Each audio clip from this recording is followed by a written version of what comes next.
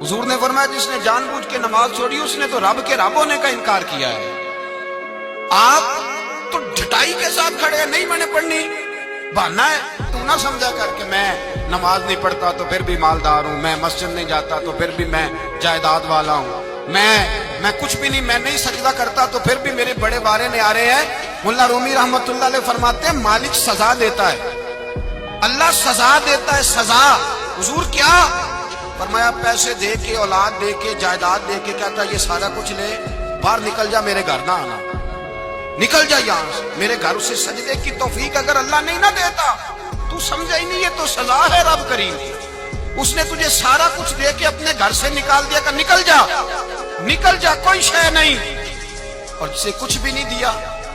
حضرت بلال حبشی رضی اللہ تعالیٰ عنہ حضور آئے معراج سے واپس تو میرے مصطفیٰ کریم نے فرمایا بلال تو کون سا عمل کرتا ہے، کون سا عمل کرتا ہے کہ میں نے جنت میں تیرے چلنے کی آواز سنی ہے؟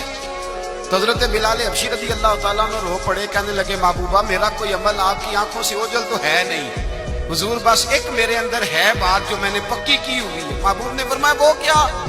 عرض کی یا رسول اللہ میں جب بھی وضو کرتا ہوں 2 رکعت نفل ضرور پڑھتا ہوں، 2 رکعت۔ اور سن لے حضور نے کیا فرمایا، فرمایا تیرے ان 2 رکعتوں کی برکت سے جو تو وضو کے ساتھ پڑھتا ہے تو زمین پہ چلتا ہے پر تیرے چلنے کی آواز جنت میں بھی سنائی دیتی ہے۔